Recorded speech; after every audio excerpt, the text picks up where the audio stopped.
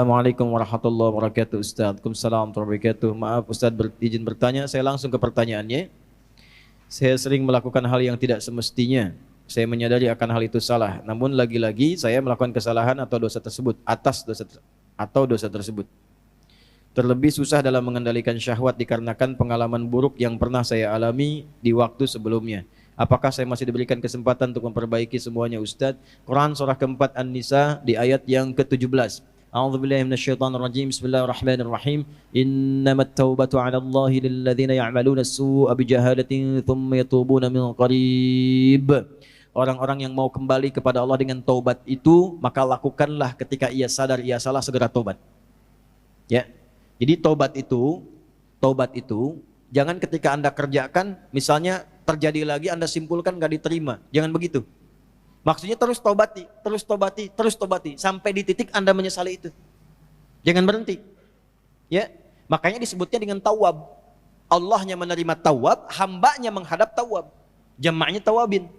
Nah, orang yang terus begitu dicintai oleh Allah. Dalilnya mana? Quran surah kedua Al-Baqarah di ayat ke-222. 222. Kan? Innallaha yuhibbut tawwabina. Innallaha yuhibbut tawwabin. Allah sangat mencintai orang-orang yang terus bertaubat. Salah, taubatin lagi. Salah, taubatin lagi. Salah, taubatin lagi. Sampai kita merasakan titik jenuh dalam bermaksiat dan kembali kepada taubat. Nah, bagaimana mendorong supaya kuat pengaruh taubatnya? Satu, kata para ulama mengatakan, ketika Anda terdorong berbuat maksiat karena dorongan syahwat itu, bayangkan saat itu diwafatkan oleh Allah. Itu cara menghentikannya. Ya. Ada dorongan syahwat nih. Ya. Ketika akan terfikir untuk melakukan, bayangkan, rasakan bagaimana kalau diwafatkan saat itu. Nah, itu akan menghentikan seketika. Ya, seketika itu akan berhenti.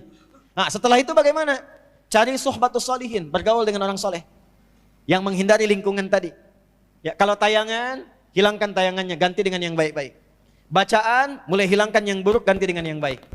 Untuk menemukan itu, bergaul dengan orang soleh. Lihat, Anda pelajar di kampus, cari orang soleh. Ya, temani dia terus. Temani, supaya mendapatkan bagian dari kesolehannya. Setelah itu, latihan selanjutnya yang pertama, salat. Karena salat itu kuncinya. Inna salata tanha anil fahsya'i wal. Nah, syahwat itu munculnya dari fahsya.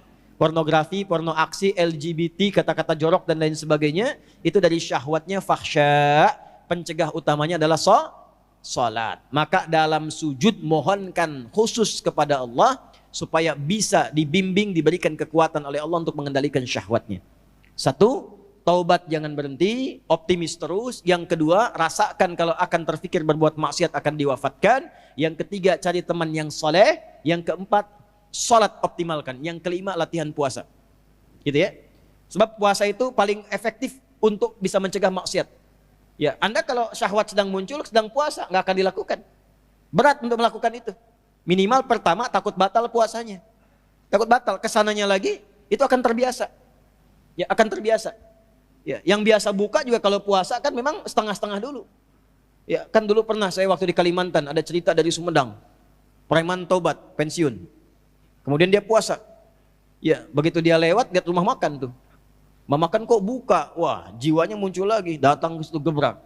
Pak, apa nggak tahu ini waktunya puasa? Jangan begini dong, tutup katanya. Tutup. Jangan kelihatan orang, tutup. Begitu ditutup, udah selesai, es teh manis satu Pak.